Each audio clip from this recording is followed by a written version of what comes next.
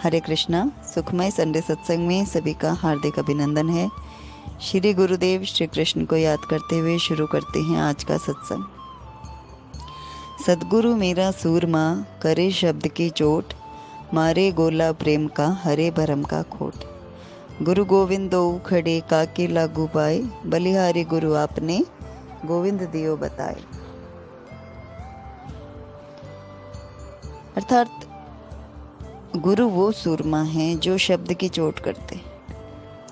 उनके शब्द की चोट से अंतर्मन हिल जाता है। अंतर्मन में जमी काई, अंतर्मन का कलुष मिट जाता है, कट जाता है उनके शब्द की चोट से। शब्द यानी प्रभु का नाम। प्रभु जो गुरु मंत्र दिखते हैं, दीक्षा देते हैं, कान के द्वारा जब वो शब्द, वो मंत्र हमारे हृदय में उतरता है तो हृदय के विकार छट जाते हैं, मिट जाते। मारे गोला प्रेम का, हरे भरम की कोट। सारे भ्रम, सारे द्वंद्व मिट जाते हैं।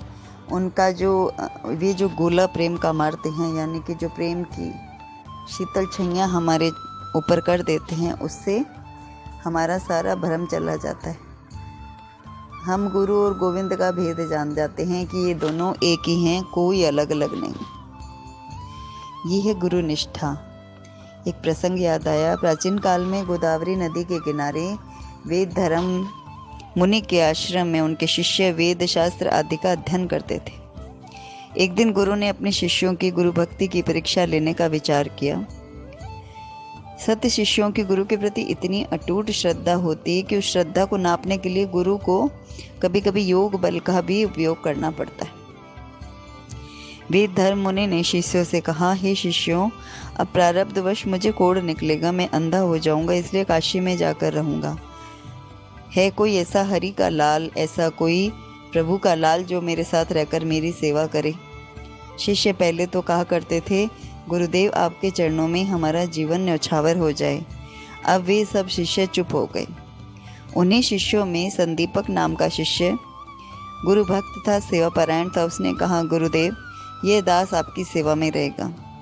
गुरुदेव ने बोला कि 21 वर्ष तक सेवा करनी होगी। संदीपक ने कहा कि 21 वर्ष तो क्या, मेरा पूरा जीवन आपके प्रति अर्पित है। गुरु सेवा में ये जीवन बीते, इसी की सार्थकता है। वेद धर्म मुनि और संदीपक काशी में मणिकर्णिका घाट से कुछ दूर रहने लगे। कुछ दिन बाद गुरु के शरीर में कोढ़ निकल आया, अंधापन भी आ गया। शरीर कुरूप और स्वभाव से चिड़चिड़े भी गुरुदेव हो गए। संदीपक के मन में लेश मात्र भी क्षोभ नहीं था। वह दिन रात गुरु की सेवा में तत्पर रहता। कोढ़ के घावों को धोता, साफ करता, दवा लगाता, गुरु को नहलाता, कपड़े धोता, आंगन बुहारता, भिक्षा मांग कर लाता, गुरु को भोजन कराता, गुरु जी की गाली खाता, उनके तमाचे खाता, डंडे से मारपीट खाता। विभिन्न प्रकार के कार्य करते हुए भी संदीपक गुरु सेवा में तत्पर रहता। उसके माथे पे शिकन भी नहीं आती। गुरु की गाली, गुरु की डांट, गुरु के तमाचे, गुरु के डंडे उसे फूल से लगते। गुरु के प्रति उसकी भक्ति और अधिक गहरी और प्रगाढ़ होती चली गई। काशी की अधिष्ठाता देव भगवान विश्वनाथ संदीपक के समक्ष प्रकट हो गए। बोले, तेरी गुरु भक्ति, गुरु सेवा देखकर हम बहुत प्रसन्न हैं। जो गुरु की सेवा करता है वह मानो मेरी ही सेवा करता है। गुरु को संतुष्ट करता है वह मुझे ही संतुष्ट करता है। इसलिए ही बेटा कोई वरदान मांग लो। संदीपक ने गुरु से आज्ञा लेने गया। बोला, शिव जी वरदान देना चाहते हैं और आज्ञा दे तो वरदान मांग लूं कि आपका रोग और अंधेपन का प्रारब्ध समाप्त हो जाए। गुरु ने डांटा, वरदान इसलिए मांगता है कि मैं अच्छा हो जाऊं और मेरी सेवा से तेरी जान छूटे। अरे मूर्ख, मेरा कर्म कभी न कभी तो मुझे भोगना ही पड़ेगा। संदीपक ने शिवजी को वरदान के लिए मना कर दिया। शिवजी आश्चर्यचकित होकर देखने लगी कि कैसा निष्ठावान शिष्य है। शिवजी गए विष्णु लोक में। भगवान विष्णु से सारा वृतांत कहा। विष्णु भी संतुष्ट हो संदीपक के पास वरदान देने के लिए आए। संदीपक ने कहा कि प्रभु मुझे कुछ नहीं चाहिए। भगवान ने आग्रह किया और बोले, आप मुझे यही वरदान दें कि गुरु में मेरी अटल श्रद्धा बनी रहे, गुरु की सेवा में निरंतर प्रीति हो, गुरु चरणों में मेरी भक्ति दृढ़ हो। भगवान विष्णु ने संदीपक को गले लगा लिया। संदीपक ने जाकर देखा तो वेद धर्म मुनि स्वस्थ बैठे थे, न कोई कोढ़ न कोई अंधापन। शिव स्वरूप सदगुरु ने संदीपक को अपनी वास्तविक दृष्टि उपदेश से पूर्ण तत्व में प्रतिष्ठित कर दिया। वे बोले, वत्स धन्य है तेरी निष्ठा, धन्य है तेरी सेवा। पुत्र तुम धन्य हो, तुम सच्चिदानंद स्वरूप हो। गुरु के संतोष से संदीपक गुरु तत्व में जग गया और गुरु स्वरूप हो गया। अपनी श्रद्धा को कभी भी किसी भी परिस्थिति में सद्गुरु पर से तनिक भी कम नहीं करना चाहिए। वे परीक्षा लेने के लिए कैसी भी लीला कर सकते हैं। गुरु आत्मा में अचल होते हैं, स्वरूप में अचल होते हैं, जो हमको संसार सागर से तार कर परमात्मा में मिला देते हैं। जिनका एक हाथ परमात्मा में हो और दूसरा हाथ जीव की परिस्थितियों में हो, उन्हीं महापुरुष का नाम सद्गुरु होता है। इसीलिए कहते हैं कि सद्गुरु मेरा सूरमा, करे शब्द की चोट, मारे गोला प्रेम का, हरे भरम का कोट। और शिष्य का भरम हरने के लिए गुरु कोई भी लीला कर लेते हैं, कैसी भी परिस्थिति क्रिएट कर देते हैं।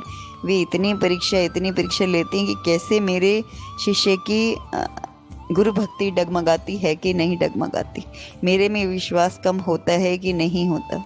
इसीलिए सत्संग या भक्त या साधु संतों की संगत हमें बताती है कि गुरु वही है जिसका हाथ परमात्मा से मिला हुआ है। ये मीडिएटर हैं, एक हाथ परमात्मा का पकड़ा, एक हाथ हमारा, और हमें परिस्थितियों की अग्नि में तपा तपा कर हमारे सारे भरम को मिटा देते। इसीलिए सद्गुरु को सूरमा कहा जाता है, क्योंकि वे शब्द की चोट करते। शब्द की चोट हमारे अंतर मन की कलेश को हरती है, और बाहर की चोट, बाहर की प्रतिकूलताएं, विपरीत अवस्थाएं, अपमान, तिरस्कार, संकट, कलेश, चिंता, जो भी परिस्थितियां संसार में हमारे प्रति बनती हैं, सद्गुरु के जीवन में आने के बाद उस हर परिस्थिति पर उनका पूर्ण रूप से घेराव होता है। उनके हाथ में सारी परिस्थिति होती है, सब कुछ उनके हाथ में होता है। हर परिस्थिति को वे अपने अकॉर्डिंग सेट कर सकते हैं, लेकिन हमें पता नहीं होता। हम ये सोचते हैं कि जब से इनको गुरु बनाया हमारे जीवन में संकट ही संकट आ रहे हैं। हम डगमगा जाते हैं, हमारी निष्ठा डगमगा जाती है, क्योंकि कलियुगी शिष्य हैं। सतयुग का या सत्यवान या सामर्थ्यवान गुरु मिलना बड़ भागी को मिलता है। प्रभु की विशेष अनुकंपा से मिलता है गुरु की विशेष अनुकंपा से मिलता है सत्संग, भजन, वाणी, कीर्तन, नाम जप, ध्यान, निष्ठा, श्रद्धा, विश्वास। ये सारे सद्गुण और सारी परिस्थितियाँ प्रभु द्वारा क्रिएट की गई होती। जब सद्गुरु जीवन में आते हैं तो जीवन बदल जाता है। एक भाग्योदय जब होता है जब हम जन्म लेते, दूसरा जन्म हमारा जब होता है जब हमारे गुरु हमारे जीवन में आते। गुरु के जीवन में आने के बाद हमारा वास्तविक जन्म होता है। कर्मों से छूटकर या कर्मों में रत रहकर भी हम अपने धर्म के मार्ग पर चलें, गुरु में श्रद्धा विश्वास रखें, नाम जप, सत्संग, भजन, कीर्तन करते हुए जीवन यापन करें।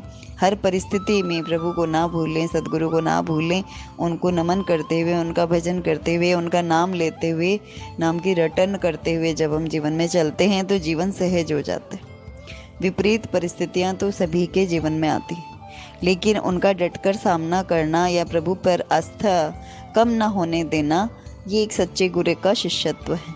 तो उसे हर परिस्थिति में अपने गुरु पर विश्वास होता है कि पूर्व, पश्चिम, उत्तर, दक्षिण हर दिशा से मेरे गुरु आकर मेरी रक्षा करेंगे। जब भी मैं परेशान हूँ तो मैं एक ही बात मन में सोचूं कि हे नाथ मैं आपको भूलूं नहीं, हे नाथ मैं आपको भूलूं नहीं, हे नाथ मैं आपको भूलूं नहीं। इसलिए जपते रहिए, जपाते रहिए। हरे राम हरे कृष्ण, हरे राम हरे कृष्ण। जय श्री कृष्ण।